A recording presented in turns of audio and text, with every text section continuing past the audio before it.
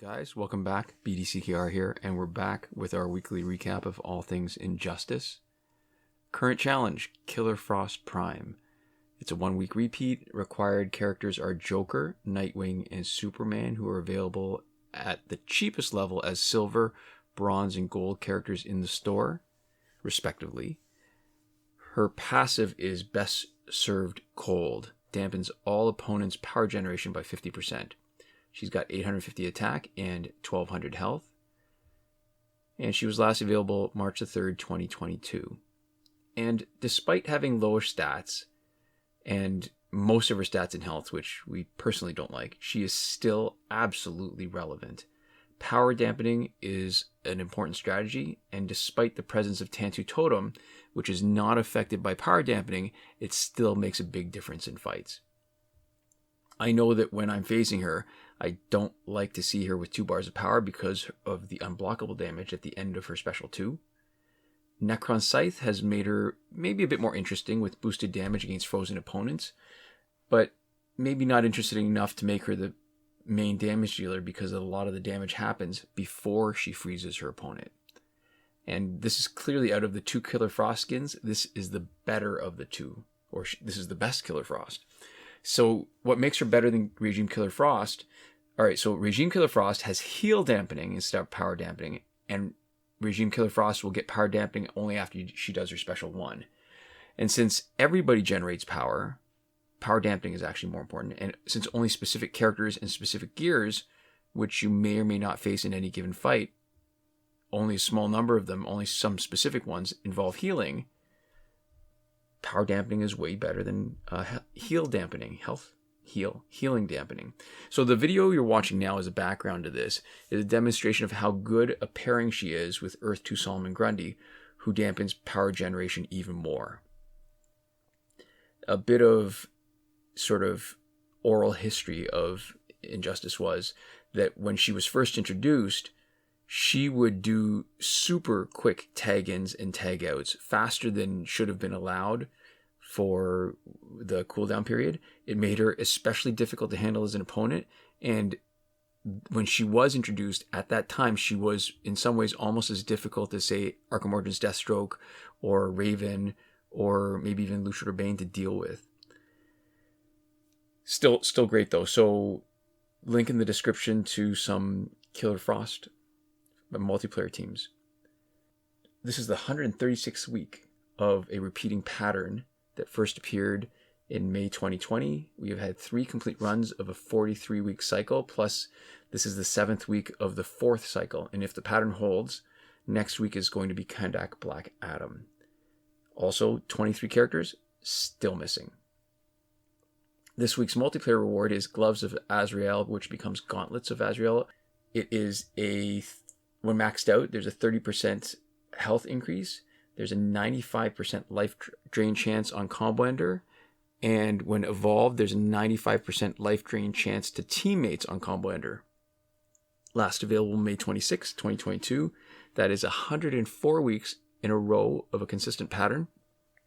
We've had 3 complete cycles of a 31 reward sequence plus 11th in the 4th cycle. And unlike the challenge cycle, nothing is missing from multiplayer rewards. If the pattern holds, next week should be Blackest Night Superman. So, Gauntlets. It is a 4.5-star gear. It is a completely defensive gear. The health boost amount, 30%, that's not anything particularly special. The Combo Ender life drain used to be unique until the overpowered super came along. And I think that's really the only gears that will drain on Combo Ender, off the top of my head. Still special is the life drain for teammates, which nothing else has. So the characters you have that do extra hits on Combo Ender, so for example, Raven, Deathstroke, Nightwing, Jessica Cruz, they all get extra effects from the Combo Ender, so they are especially good. It's also good on a card that's going to be your healer. And if you're already going to do Combo Enders anyway for their passive, like Earth 2 Hawk Girl Stun, Razzle Go Scimitar for Power Drain, Overpowered Super, then this would also be a good gear to add to the person who's going to be trying for Combo Enders. So here's the problem. You get more life drain, the more damage your combo ender does. So you want this gear on someone who does a lot of basic damage. But you're using 1 out of your 3 gear slots for gauntlets instead of leaning in to do more basic damage. So this is that eternal push-pull conflict between gearing for offense or gearing for defense. So the more you gear for defense, like with gauntlets, the more you'll need the defensive abilities. Because the fight's going to last longer, you're going to need to stay alive longer. The more you gear for offense, the less likely you'll need the defensive abilities because you're finishing fights quicker. So it's difficult, but I think, all right, so we've got a video from when we did the gauntlets years ago. Principles haven't really changed much, but the one area where it has changed significantly is that for a card with overwhelmingly powerful offensive passives, there is some usefulness in defensive abilities to make that character a little tougher. Because in the old days, even a strong card would need some offensive boost with basically all their gear slots.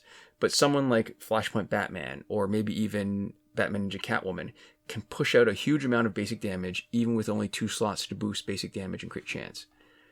And the other sort of niche for the gauntlets is it's probably the single most useful gear for the Phantom Zone task of health steal, because it does 2 things. 1, it steals health for the character using the gear, and 2, it steals health for each of their teammates.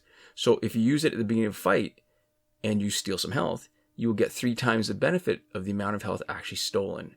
So triggering Gauntlet's health steal 3 times is enough to, so 3 times multiplied by 3. It's enough to satisfy the requirements for stealing health at the elite crystal level in the first fight, where there is the least amount of Phantom Zone bonus. So in later fights with even better bonus multipliers, 1 or sometimes 2 health steals is enough, because Flashpoint Batman, who we often use on our Phantom Zone teams, has multiple combo ender hits. So other gears like LexCorp chest armor can give you health steal with life drain, and that happens on special 2. And you would think that on special 2 that's more powerful, does more damage, more health steal, but it still isn't as good as just doing a couple combo enders with Flashpoint Batman. In our store, Kahndaq Black Adam pack for $24.99. Reminder, it does not unlock Kahndaq Black Adam in the store. It is also corroborating clue that Kahndaq Black Adam is going to be next week's challenge. And there aren't even any power credits. And at this price of $24.99 Canadian, it is just really less worth it than even other packs, because you're going to be getting them free next week in all probability. And at that price point, usually, often it includes 100,000 power credits, and it does not. Also in the store, new in the store this week, is Red Sun Pack 2. It's $24.99. It was $24.99. It's been that way for a while. I think it was early 2021 and 2020 that was as high as $26.99 Canadian, but the price is about the same. That's just the fluctuating exchange rate. So what you get is 3 out of the 6 Red Suns, and there are 5 of them where you get 16%, and 1 where you get 20%. And of course, the one you get 20%, where you have an extra chance of getting them, is actually the worst Red Sun, which is Solomon Grundy. So Superman, Wonder Woman, Batman, Deathstroke, Green Lantern, all better than Solomon Grundy. They're 16% each only. And we've got a second week of the character bundle Dark Side War, which we talked about last week. We've also got the 56th week of the character bundle Batman Universe, and the 63rd week of the Most Wanted pack. And there is the celebration packs for 48 weeks for Shazam and Joker, and 50 weeks now for the Aquaman celebration pack. What else? Phantom Zone, there's 1 more week left. Fight 62 is still broken. Last weekend's breakthrough for golds was Zatanna, Flash, and Solomon Grundy as expected. This coming weekend is probably going to be Raven, Superman, and the Arkham Knight if it follows a pattern. And that pattern is linked in the description to a Reddit thread from Devlin16 that goes over the complete breakthrough cycle. And as far as the current glitches go, we will go into more detail every time something significant changes, which, spoiler alert, did not happen this week. However, even if nothing changes, we will still do a more detailed review once a month, and that's the first week of every month. And most recently, that was our recap from December the 1st. You can also see a video tutorial for every working glitch in our playlist, Current Glitches, linked in the description of this video. The only thing probably worth mentioning is that the challenge reset glitch has been confirmed to be working on this week's challenge. And that's it. So this is where we like to give a big thank you to the people who have supported us on Patreon, and that would be BomboBen, Console Peasant, and Edwoon at the top tier last word, Sinemac and Mohammed Albshaiti at the Your Message Here tier, Drew Chapman, Shawn Farrell, Daniel Simonson, Aaron Maule, Michael DeVries, Brandon C., Irvin Ruiz, Eddydoo, and Hoshi 127, who are supporting us on the credited level, and Chris Wolff, Scarlet, Dani, Awesomegamer 241, Pavu RS, Gavin, Mallott, and Isfar E. at the gratitude level. Thank you so much for watching, and we'll see you next time. Komoda.